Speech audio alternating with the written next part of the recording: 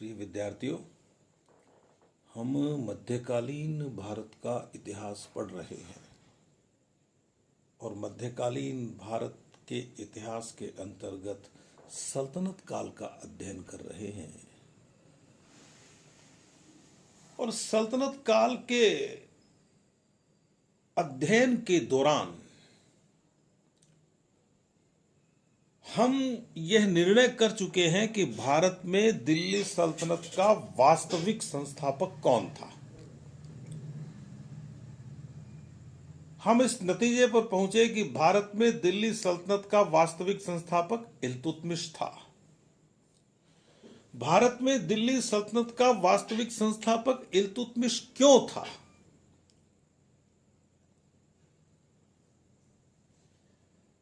इस बारे में भी मैं आपको बता चुका हूं।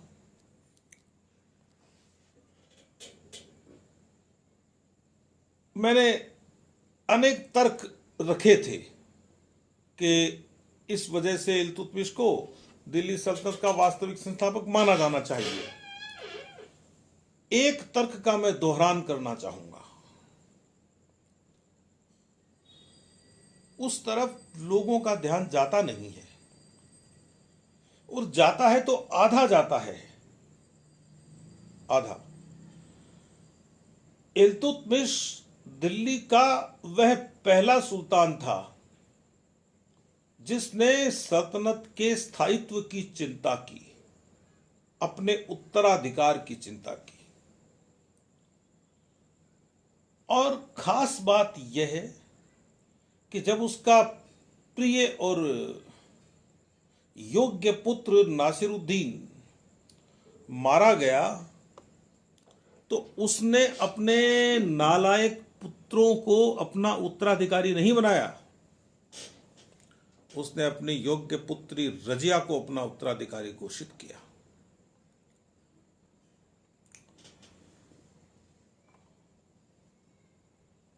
अपने जीते जी उसने रजिया के पक्ष में उत्तराधिकार का पत्र लिख दिया था।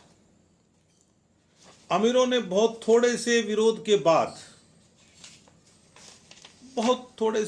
के बाद और यह मान लिया कि ठीक है सुल्तान, जब आप कह रहे हैं तो ठीक है, रजिया को बना देंगे।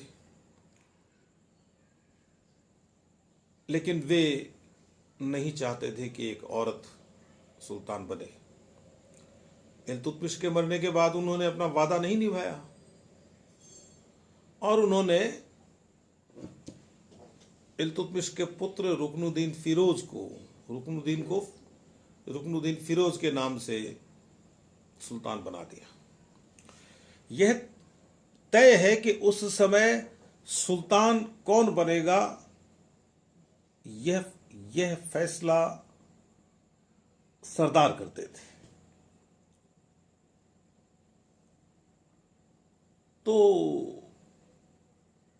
रजिया ने बड़ी चतुराई से, बड़ी परिपक्वता से, बड़ी समझदारी से अपने पिता के फैसले को सही सिद्ध करते हुए रुकनुद्दीन फिरोज से गद्दी छीनी।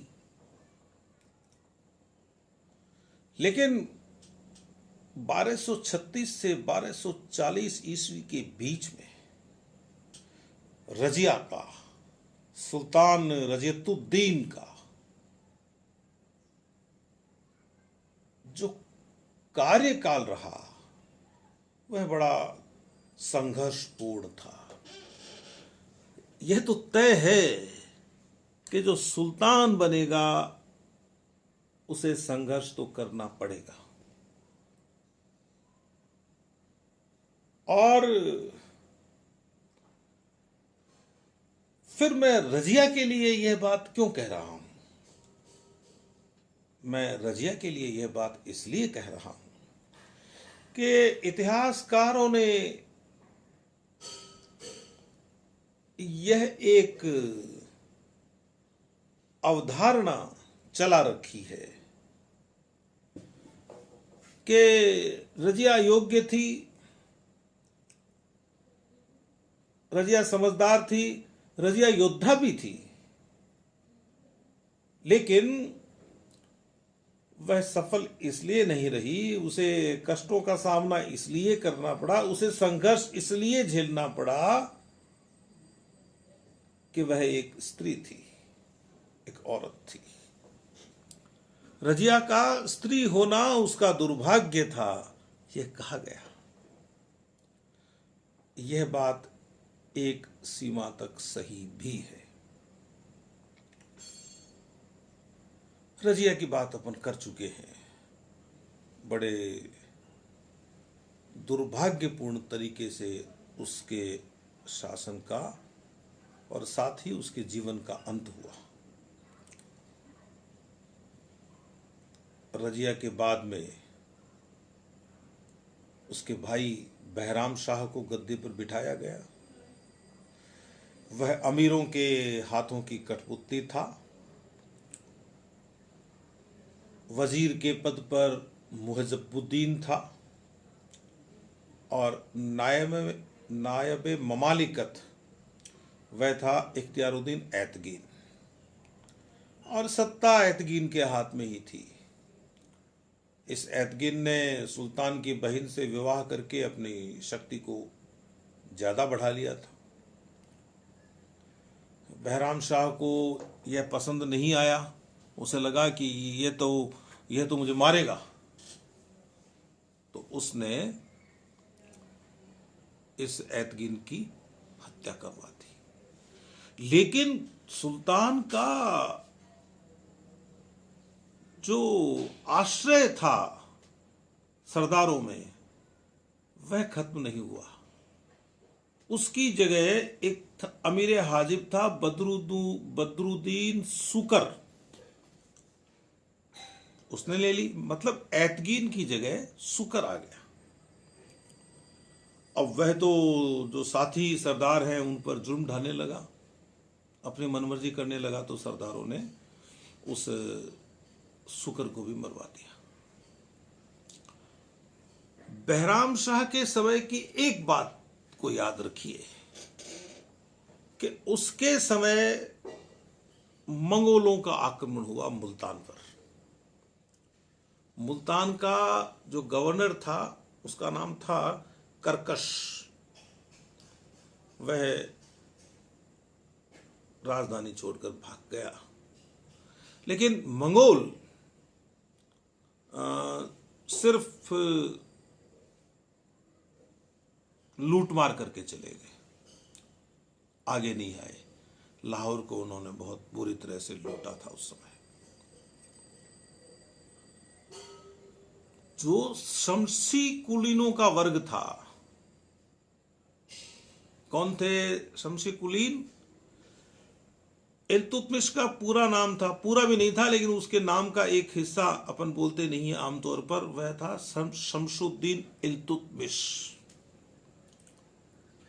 और उसने अपने पक्ष में 40 अमीरों का एक दल बनाया था, चहलागान, और उसमें आस्था रखने वाले जो सरदार थे इल्तुतमिश में, वे कहलाए शमसी अमीर या शमसी सरदार। वैसे ही जैसे मुइजुद्दीन बिन साम, मोहम्मद गोरी को याद कीजिए, उसमें आस्था रखने वाले कुतुबुद्दीन और इल्तुतमिश के समय मुइज्जी कहलाते थे। और इल्तुतमिश के समय कुछ कुतुबी सरदार भी सक्रिय थे जिनकी आस्था कुतुबुद्दीन और उसके वंश में थी, जिनकी आस्था। तो इन्होंने क्या किया, सरदारों ने, कि उसकी तो हत्या करवाई दी थी सुकर की। सुकर की हत्या से पहले ही मंगोलों का हमला हो ही गया, मैं बता चुका हूं। लेकिन एक शमसी सरदार था इज्जुद्दीन किशलू खां, उसने बहराम शाह की हत्या कर दी और खुद को दिल्ली का सुल्तान घोषित कर दिया। सरदार बन गया सुल्तान। लेकिन दूसरे सरदारों ने उसके इस कृत्य को मंजूरी नहीं दी। मतलब उसके पक्ष में सरदारों का कोई बड़ा गुट बना नहीं। उन्होंने यह निर्णय लिया सरदारों ने कि भाई गद्दी पर तो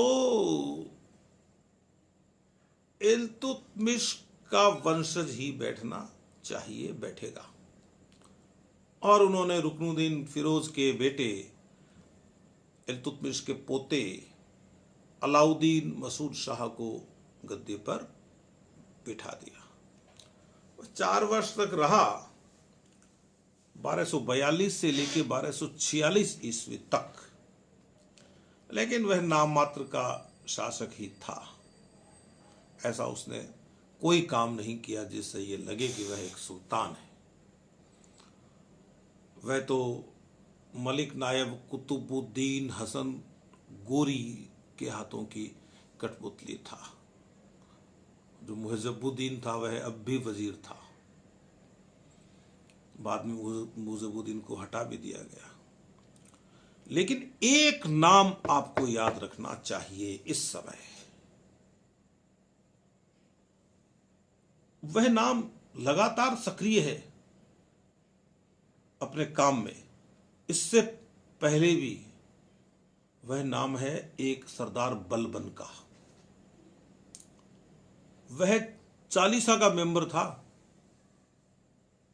यानी इल्तुतमिश के वफादार सरदारों में था। वह सब कुछ देख रहा था, जो शासक बन रहा था उसके साथ हो रहा था। तो ऐसी कोई स्थिति बनी नहीं कि उसकी हत्या हो जाए या उसका कोई पददलन हो जाए या उसकी कोई पदावनति हो जाए, ऐसा कुछ नहीं। अपनी जगह सुरक्षित रखते हुए एक सरदार बलबन लगातार आगे बढ़ रहा था, अपना प्रभाव जमा रहा था। मैंने ये क्यों कहा कि आपको ये नाम याद रखना चाहिए? इसलिए कहा कि आने वाला समय 1246 से लेके 1266 तक का और 1266 से लेके 1286 तक का, 86-87 तक का समय बलबन का समय। उसका जो आधा समय है वह सुल्तान नासिरुद्दीन महमूद के प्रधानमंत्री के रूप में काम करने का है और आधा समय एक सुल्तान के रूप में काम करने का है। तो बलबन इस समय अमीर हाजिब था। उसने अपनी एक बेटी का विवाह भी मसूद शाह के साथ कर दिया। लेकिन मसूद शाह के काल को इसलिए याद किया जाना चाहिए कि उसके अमीरों ने उसकी मदद नहीं की। वे अपने स्वार्थ में लगे रहे और दिल्ली सल्तनत टूटने लगी। अभी तक तो पूरी बनी ही नहीं थी, लेकिन टूटने लगी। बंगाल का जो गवर्नर था तमर खां, उसने अपने आप को आज़ाद घोषित कर दिया। मुल्तान और उच्च में कबीर खां अयाज, जिसने मंगोलों के आक्रमणों का भी सफलतापूर्वक विरोध किया था, वह स्वतंत्र हो गया। इधर खोखर सक्रिय हो गए। गंगा घाटी में अनेक हिंदू सरदार थे, वीर सरदार थे। वे लगातार सल्तनत के विरुद्ध तलवार उठाए रहते थे, उनको कोई दबा नहीं सका। और जून 1246 ईस्वी में सरदारों ने मसूद शाह को अपदस्थ कर दिया और चालीसा गुट के लोगों ने एक नया सुल्तान बनाया, नासिरुद्दीन महमूद। अब ये नासिरुद्दीन महमूद कौन है? क्योंकि एक नाम नासिरुद्दीन महमूद का आप इल्तुतमिश के पुत्र के रूप में सुन चुके हैं, जो मर गया था, और लिखा मिलता है कि उसकी मृत्यु से दुखी होकर इल्तुतमिश समय से पहले बूढ़ा हो गया था।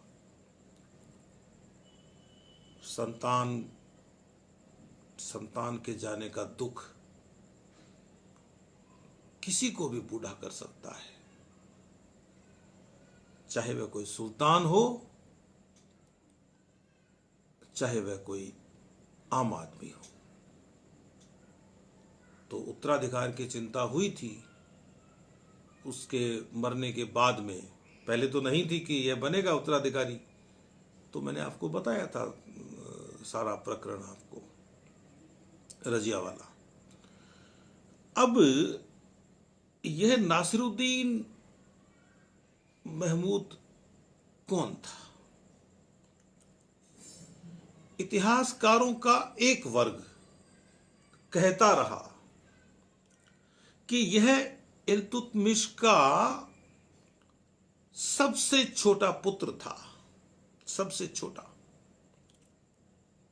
और उसे गद्दी पर बिठा दिया गया। आयु भी कम थी इसकी। लेकिन ऐसा नहीं है। बाद के शोध कार्यों से यह सिद्ध हुआ कि वो इल्तुतमिश का जो बेटा नासिरुद्दीन महमूद मारा गया था ना, उसके मरने के बाद में उसके बेटा हुआ कुछ ही महीनों बाद में, और इल्तुतमिश को वह पोता अपने बेटे जितना ही प्यारा लगने लगा। उसे लगा कि यह तो नासिरुद्दीन ही आ गया है मरने के बाद। तो उसने अपने पोते को अपने बेटे का नाम दिया। पोते का नाम रख दिया नासिरुद्दीन महमूद, जो उसके बेटे का नाम था। और उसकी जो मां थी, उसको भी विशेष सुविधाएं प्रदान की गई, और इल्तुतमिश ने अपने पोते को अपने बड़े पुत्र के बराबर प्यार दिया, वही नाम दिया, उसको वही उपाधि दी, और वह लोगों से यह कहता था कि इसे मेरा बेटा ही कहा करो। लोगों ने उसे बेटा कहा, और बाद में जब वह मर गया तो फिर घटनाएं अपने हिसाब से घटती हैं, लेकिन यहां उसको अवसर मिल गया। यह जो नासिरुद्दीन महमूद था, यह इल्तुतमिश का बेटा नहीं, पोता था। यह जो नासिरुद्दीन महमूद है, यह 17 साल का किशोर था। किशोरावस्था से निकलकर युवावस्था में प्रवेश कर रहा था। 19 साल तक तो अपन टीन एज ही बोलते हैं ना, 19, किशोरावस्था, कैशोर। तो उसके पास पद तो था, कभी वह बहराइच का सूबेदार भी हुआ करता था, लेकिन उसने अपने मन में कभी सुल्तान बनने की इच्छा नहीं पाली। जैसी इच्छा आमतौर पर ये जो सुल्तानों के परिवारों के बच्चे पाल लेते थे, इसीलिए वो बचपन से ही षड्यंत्र करना सीख जाते थे। लेकिन इसने नहीं पाली। उसे तो जब राजधानी लाया गया तो लड़की के भेष में लाया गया, छिपाकर।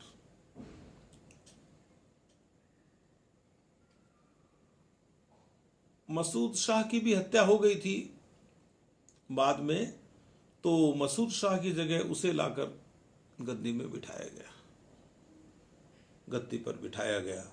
अब वो उसको लाया गया तो कभी तो वह लड़की का भेष धरता था, कभी उसको पालकी में बिठाया जाता था, यानी किसी भी तरह से उसको ले आया गया। और इसका जो प्रमुख संरक्षक मंडल था उसका एक सदस्य था बलबन।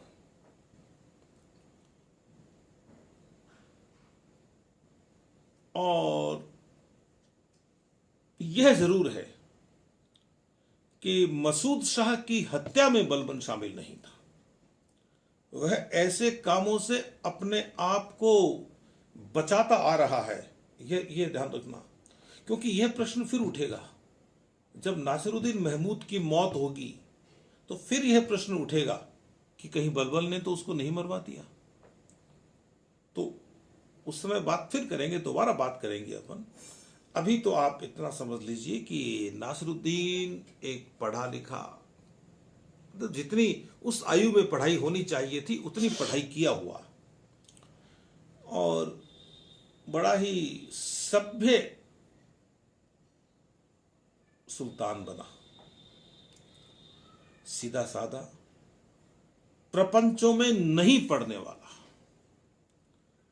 गद्दी पर बैठने के बाद भी उसे गद्दी से कोई मोह नहीं हुआ। यद्यपि आगे जाकर वह कुछ निर्णय करता हुआ दिखाई देता है, इतिहासकारों का एक वर्ग उसे एक स्वतंत्र सुल्तान के रूप में स्थापित करने की कोशिश भी करता है, लेकिन हम देखते हैं कि नासिरुद्दीन महमूद के समय जो भी हुआ वह वही हुआ जो बलबन ने किया, उसके प्रधानमंत्री ने किया। बहुत छोटे से खंड को छोड़कर पूरे समय बलबन नासिरुद्दीन का प्रधानमंत्री रहा। अब इस व्यक्ति ने 1246 से लेकर 1266 तक शासन क्यों कर लिया, 20 साल तक? इसके पहले के सुल्तान तो बहुत जल्दी जल्दी मारे जा रहे हैं। तो इसका एक कारण हमारे विद्वान यह बताते हैं कि यह अमीर जो कहते थे वह कर लेता था, अपनी तरफ से कुछ आप ये समझ लीजिए कि होशियारी लगाने की कोशिश नहीं करता था। लेकिन एक यही कारण हो नहीं सकता। इसके पहले भी जो सुल्तान हुए हैं वे जो अमीर कहते थे, सुल्तान के जो सरदार कहते थे, वैसे कर लेते थे। यहां एक जो प्रमुख बात है वह यह है कि सरदारों के बीच में संतुलन इस तरह का बन गया था कि उनके बीच में कोई संघर्ष नहीं हुआ। और एक समय ऐसा आया जब सभी सरदारों ने बलबन को समकक्षों में प्रधान मान लिया था कि भाई जो बलबन जी कह रहे हैं वे करेंगे। इस वजह से नासिरुद्दीन महमूद के लिए गद्दी पर बने रहना आसान हो गया। अब नासिरुद्दीन महमूद को जब अपन पढ़ेंगे तो हम एक तरह से बलबन को ही पढ़ेंगे, क्योंकि आपके पाठ्यक्रम में रजिया के बाद में सीधा बलबन का नाम है। लेकिन मुझसे यह होता नहीं कि मैं बलबन की बात एक प्रधानमंत्री के रूप में सीधी करनी शुरू कर दूं। एक प्रधानमंत्री के रूप में बलबन इतना सक्रिय कैसे हो पाया, सफल कैसे रह पाया, इसकी पृष्ठभूमि देखने के लिए हमें नासिरुद्दीन महमूद की ताजपोशी भी देखनी जरूरी थी। तो अगली बार जब अपन मिलेंगे तो ये बात करेंगे कि एक प्रधानमंत्री के रूप में बलबन ने क्या किया और एक सुल्तान के रूप में उसने क्या किया, उसकी बात बाद में करेंगे। तब तक के लिए नमस्कार।